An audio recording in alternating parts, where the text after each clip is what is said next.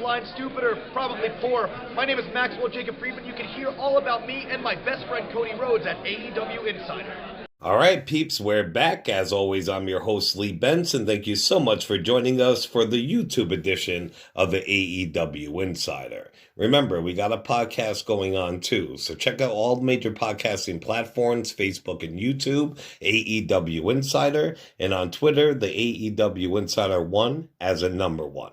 Let's get to the show. Real quick, I do have an apology. On my last show, I did report that La Parka had passed away. Unbeknownst to me, and I'm a wrestling fan and a fan of La Parka for years, that there was actually 2 La Parkas. One really wrestled for AAA and was a Mexican legend, and the one from WCW wasn't La Parka, so I did not know that, and I apologize. Come to find out, La Parka did pass away, and La Park is the other one, from what I can research. La Park has gone on record and said that he will not use the name La Parka for the rest of his career. AEW. MJF cut ties with MLW. He was their champion. He was with them for a few years. His contract expired on January 11th, and he did not resign. I think Tony Khan is tightening the reins on his big stars working elsewhere, as I had said before. I wonder if Jimmy Havoc is done with them. No, because he has an upcoming match against Brian Pillman Jr. in MLW. And the wrestling world, when the fuck is a legit company going to sign Brian Pillman to a goddamn contract already? I mean, really. Diamond Dallas Page claims he's having his final match on January the 15th. He is teaming up with Dustin Rhodes and QT Marshall. They're taking on MJF, The Butcher, and The Blade.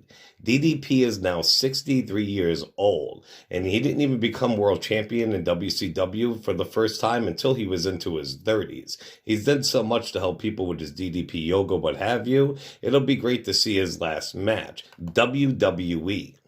Well, the USA Network really likes The Miz. They just signed him to host a reality competition called Cannonball. The series will have 10 episodes for the first season and will premiere this summer. It will feature contestants from all over the country competing in different water-based challenges, all for the chance at a $10,000 prize. On Raw, we had Buddy Murphy vs. Aleister Black, Part 3. I think Murphy is a fucking huge talent. I thought there was no way in hell they would let him lose to Black for the 3rd time, but they did. But it was all part of the storyline, of course. It was the setup, Murphy joining Seth Rollins and the AOP. Now that faction is shaping up quite nicely. I love it. Triple H is under a little bit of heat. The last show I reported that he commented on Paige and Edge returning to the ring. He said he wants to see them back, but he also wants to see them live long and healthy lives.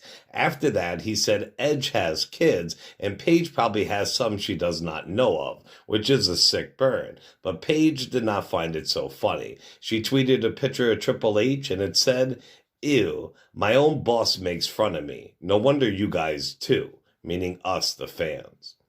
Naomi has gone on record and said that she would love to team up with either injury-prone Ember Moon or Bianca Belair. Now, Bianca Belair and Naomi would be a force to be reckoned with. They would guarantee they would win those tag team women titles. Bray Wyatt sent a cryptic message to Woken Matt Hardy. Bray tweeted, "Dear Matt, I could never hurt you. I could heal you. Just like you did for me. When the world threw me away, you were the only one offering to pick me up, and I never forget." That'll be great if Hardy does the last of his run with Bray Wyatt, or if he resigns and they team up again somehow. Now, we know the Revival's contracts are up very soon, this spring to be exact. They have been unhappy for quite a while, and AEW wants them badly. Well, they both just recently filed trademarks to sell wrestling merchandise and what have you. It was for the term Shatter Machine.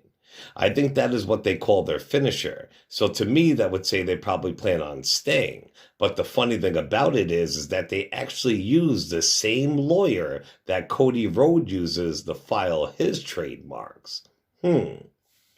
The Undisputed made an appearance at NXT TakeOver Blackout 2. Walter retained his title. His faction Imperium came out to celebrate with him, and out of nowhere, the Undisputed attacked and left bodies laying on the floor. It was awesome. Impact Wrestling. Even though this pay-per-view's been over with, I do want to give you the results because there are some stories mixed in with the results. We did have Michael Elgin versus Eddie Edwards. Now, I wanted Eddie Edwards to win, but I did pick Elgin because I thought that's the way they would go. But come to find out, Edwards did win, which I'm very happy for him.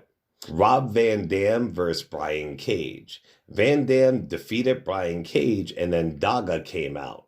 Van Dam turned on Daga, and he beat him also. And it has come to light that immediately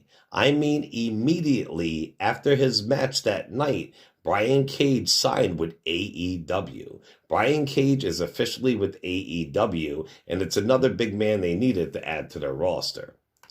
We also had Moose versus Rhino. I picked Rhino. The winner was Moose.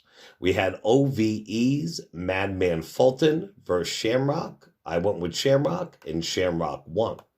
We did have the Women's Knockout Championship. It was Taya Valkyrie versus Jordan Grace versus ODB. I went with Jordan Grace, and Taya Valkyrie retained her title. We had the Impact Tag Team Champions.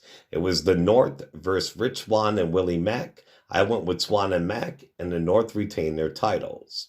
We also had Ace Austin versus the Radicals, Trey, for the X Division Championship.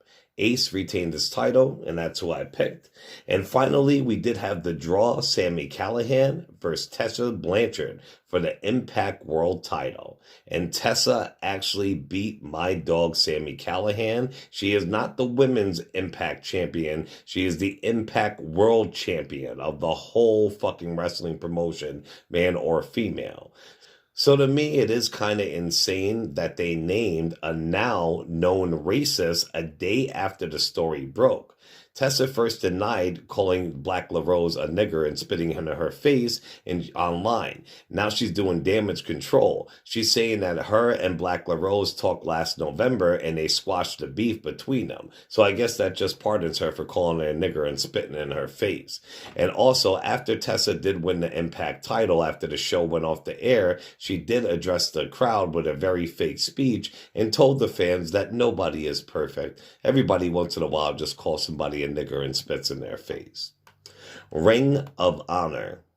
Marty Scurll has re-signed with Ring of Honor. That is insane. I would have bet my left nut he was going to go with his boys in AEW, but he did not. I told you last episode that Ring of Honor offered him WWE main roster money, but they were also offering him a booking job, which means he gets to make matches, makes decisions of the outcomes of the winners backstage. So he did re-sign with them for millions of dollars, and he also has a booker job backstage. UFC. Conor McGregor has admitted that he was drinking the entire week during UFC 229, so I guess that's his excuse. He said, "I'm not going back there. I'm in a better place. I made mistakes. I've been man enough to admit them and correct them, and that's what I've done.